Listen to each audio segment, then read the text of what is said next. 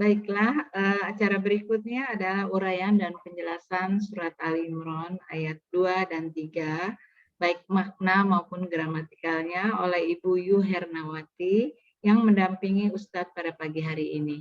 Kita sapa dulu Pak Ustadz. Assalamualaikum Pak Ustadz. Waalaikumsalam warahmatullahi wabarakatuh. Wa Warahmatullahi maafiratu semuanya, Mbak Abdi. Iya, sehat. Bu Hernawati, Alhamdulillah. Assalamualaikum. Waalaikumsalam Bu Prapti. Ya, mangga. Silakan Ibu. Silakan Ustaz. Silakan Oke. Ustadz. Oke, baik. Syukran Mbak Prapti. Bismillahirrahmanirrahim. Assalamualaikum warahmatullahi wabarakatuh. Waalaikumsalam warahmatullahi wabarakatuh. Alhamdulillahirabbil alamin. Wassalatu wassalamu ala asrofil anbiya'i wa mursalin wa ala alihi wa ashabihi ajma'in amma ba'du. Qala Allah Ta'ala fil Qur'anil Karim, a'udzubillahi minasyaitonir rajim. Bismillahirrahmanirrahim. Inna nahnu nazzalna dzikra wa inna lahu lahafizun. Qala Nabi sallallahu alaihi wasallam, khairukum man ta'allama al-Qur'an wa 'allamahu.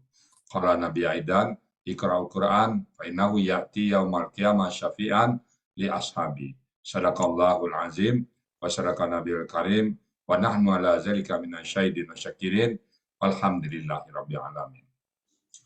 Pertama-tama sekali marilah selalu kita bersyukur pada Allah Subhanahu wa taala yang telah banyak memberikan rahmat dan nikmat kepada kita semuanya. Terutama nikmat kita lahir dalam keadaan Islam ataupun nikmat kita beragama Islam.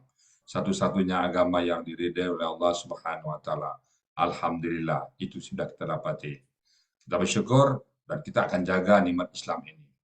Lalu kita diberikan oleh Allah nikmat iman, sehingga dengan nikmat iman ini kita mudah melaksanakan perintah-perintah Allah. Disuruh berbuat kebaikan, gampang kita. Dan kita dengan senang hati meninggalkan semua perbuatan-perbuatan maksiat. Nah, kita ridha sama Allah. Kemudian kita diberikan nikmat sehat badan, sehingga dengan sehat badan ini kita bisa beraktivitas dengan sempurna. Kita bisa bergerak dengan baik. Kemudian kita diberikan oleh Allah nikmat panjang umur, artinya apa? Allah memberikan kesempatan bagi kita untuk banyak-banyak bertobat dan mengumpulkan bekal untuk menghadap Allah nantinya. Dan kita berharap kelak nanti di Malaysia Allah panggil kita dengan panggilan amdan syakuran. Dan syukur. Hai hambaku yang pandai bersyukur. Kemudian kita berselawat kepada Nabi Muhammad SAW, panutan kita, contoh teladan kita, suri teladan kita, dan kita berharap nanti kalau di Malaysia juga Rasulullah mengakui kita sebagai umatnya. Dan kita berharap selawat ini dilimpahkan semuanya kepada keluarga beliau dan kepada orang-orang yang akan mengikuti beliau sampai akhir zaman nanti.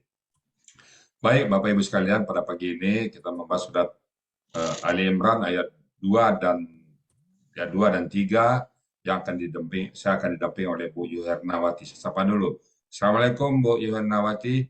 Waalaikumsalam warahmatullahi wabarakatuh, Ustaz. Sudah siap Bu Yu Hernawati ya? Insya Allah. Ya, kayaknya lancar ini. Berapa lama persiapannya Bu Yu Hernawati? Lama Pak. Oh sebentar. Sebentar ya, mantap. Lama. Lama. Alhamdulillah. Oke Bu Yu Hernawati, tanpa berlama-lama lagi kami persilakan kepada Bu Yu Hernawati waktu dan tempat untuk mengupas ayat ini. Silakan.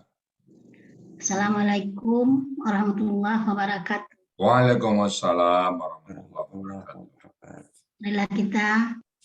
Marilah coba menerjemahkan surat Ali Imran 2 dan 3. Bismillahirrahmanirrahim. Alif Lam Mim. Allahu la ilaha illa huwal hayyul qayyum. Ayat 2. Penggal dulu ya Pak. Ya, silakan. Allah. Ya. La huruf bermakna, artinya tidak. Ilaha kata benda, artinya Tuhan. Terdapat di halaman 47 M Yunus. Illa huruf bermakna, artinya melainkan. Huwa kata ganti dia. Al-Qayyum kata benda. Akar katanya Hayyum. Terdapat di halaman 112 M Yunus. Ya, Al-Hayyum adalah kata benda superlatif yang maha hidup. Terdapat di Asmaul Husna. Al-Qayyum kata benda. Cirinya ada alif lam dan akar katanya oma. Terdapat di halaman 362. Qayyum, kata benda superlatif juga, yang maha berdiri sendiri. Terdapat di Asmaul Husna. Jadi artinya keseluruhan, Allah tidak ada Tuhan melainkan Dia yang maha hidup dan yang maha berdiri sendiri. Ayat 3-nya, Nadzala, KKL, cirinya ada akhiran patah. Pelakunya huwa, akar katanya nazzala, polanya fa'ala. Artinya dia telah menurunkan. Terdapat di halaman 448 Yunus. Alaika, ala huruf jar, artinya atas. Ka kata ganti engkau. Jadi atas engkau. Al-kitaba, kata benda. Cirinya ada alif lam. Akar katanya kataba, yang artinya kitab Al-Quran. Terdapat di halaman 366 Yunus. Bilhaq, bi huruf jar. Al-haq, kata benda. Bi huruf jar artinya dengan. Haqqa, kata benda, cirinya ada alif lam. Akar katanya haqqa, terdapat di halaman 106. Yang artinya dengan kebenaran. Musaddiqan, kata benda pelaku aktif. Cirinya ada awalan mu dan akhiran patah tain. Akar katanya sodoko, terdapat di 214. Musaddiqan, kata benda pelaku aktif, dan huruf keduanya akar katanya kosrah, polanya mufa'ilun, terdapat di halaman modul 24, modul 24. 5 li huruf jar artinya terhadap, ma huruf apa yang, jadi terhadap apa yang, artinya terhadap apa yang. Baina yadaihi, baina kata benda, yadaihi kata benda, yadaihi kata benda. Jadi di sini baina yadaihi kata benda ditambah kata ganti menjadi kata benda bajimu. Jadi aku artikan di sini baina yadaihi terdapat di halaman 508 yang artinya di hadapannya. Wa anzala, wa anzala, wa huruf artinya dan. Anzala KKL, cirinya huruf terakhir fathah. Pelakunya wa, akar katanya nazala, polanya af'ala. Artinya dia telah menurunkan terdapat di halaman 448 Yunus. At-Taurat. At-Taurat adalah kata benda. Cirinya ada alif lam dan ada ta marmutah di belakang yang artinya Taurat. Terdapat di halaman 79 Yunus. Wal Injil, wa huruf artinya dan. Al Injil kata benda, cirinya ada alif lam, artinya Injil. Akar katanya najala, terdapat di halaman 442. Jadi arti keseluruhan, dia telah menurunkan atas engkau kitab Al-Quran dengan kebenaran. yang membenarkan terhadap apa yang telah diturunkan sebelumnya di hadapannya, dan dia telah menurunkan Taurat dan Injil. Alhamdulillah. Rabbil alamin. Mana mantap saya. Mantap guys. Mantap banget. Tenang aja. Lancar sekali. Ya, alhamdulillah. Baik Bapak Ibu, kita uraikan secara konteks dikit ya. Bismillahirrahmanirrahim. Alif Lam Mim. Nah, ini namanya huruf muqatta'ah. Hanya Allah yang tahu artinya ini. Ini kita nggak boleh mengartikan apa-apa. Biar Allah. Karena nanti di ayat 6 surat Imran ini, di surat ya ada, nggak boleh kita di surat 6. Surat 7 ya. Nggak boleh kita mengatakan bahwa ini ada artinya. Di sini ada Allah katakan dilarang ya. Nanti di ayat 7 ketemu itu. Alif Lam Mim muqatta'ah. Hanya Allah yang tahu artinya. Mungkin seperti bahasa Indonesia, mungkin kalau saya coba bahasa Indonesianya ya, wah, oh, nah gitu ya, tralala, kayak gitu lah. Jadi kan itu nggak ada artinya ya.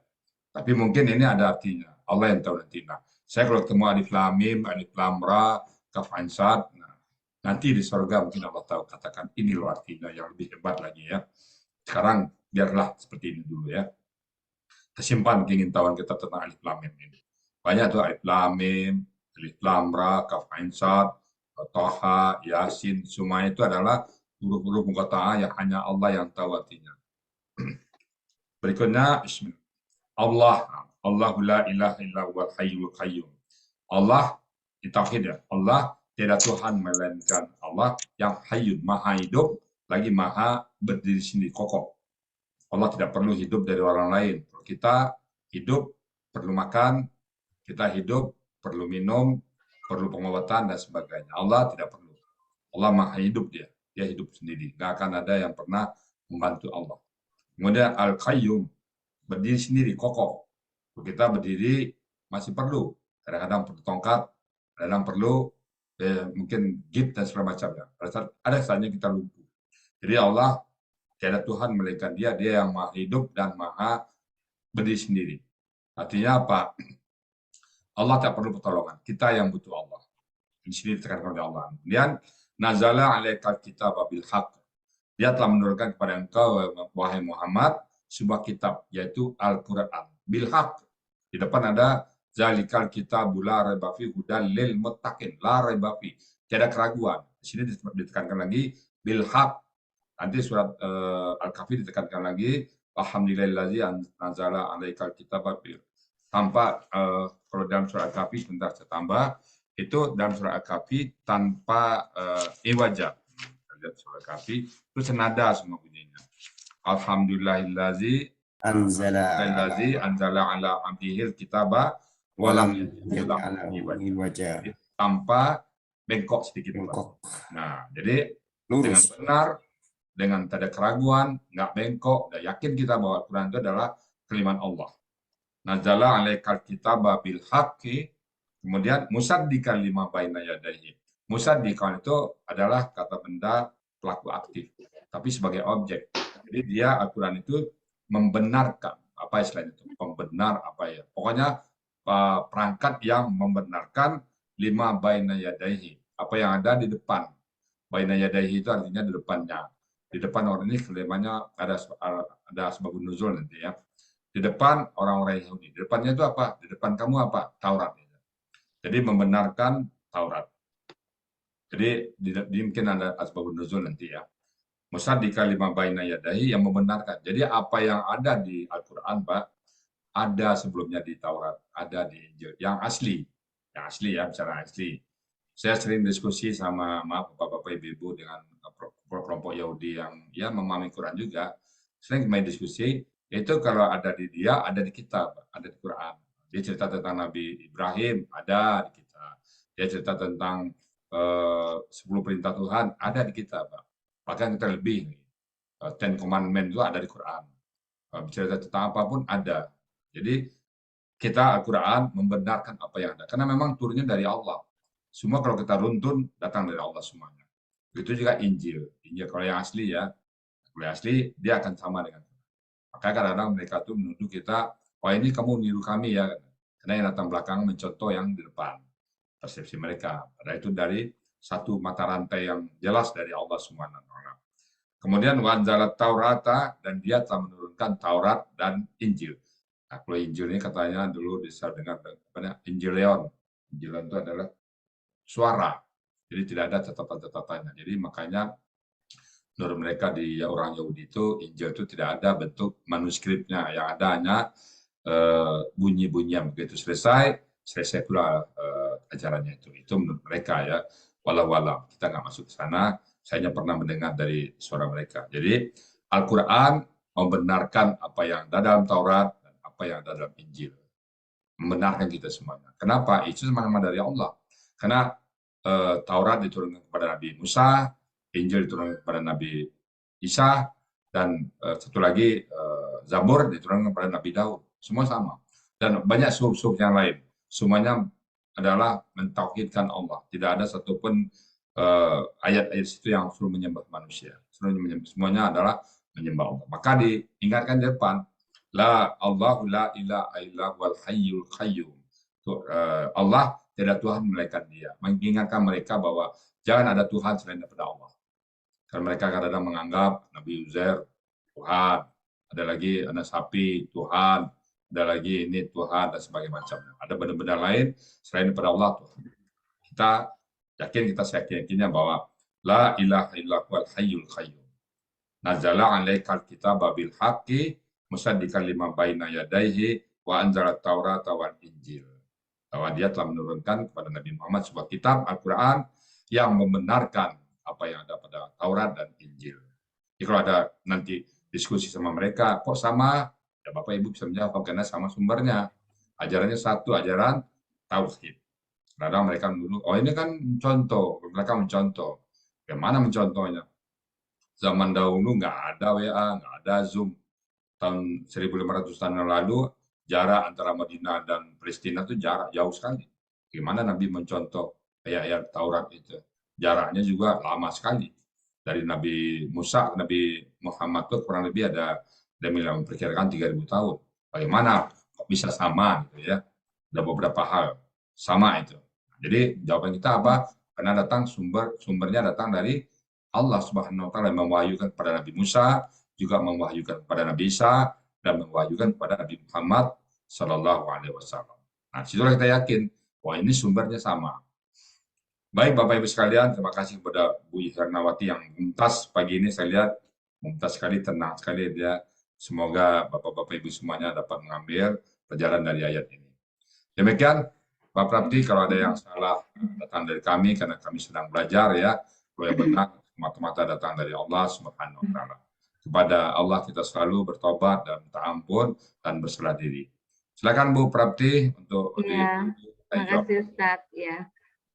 Selanjutnya Ibu Bapak siapa yang akan bertanya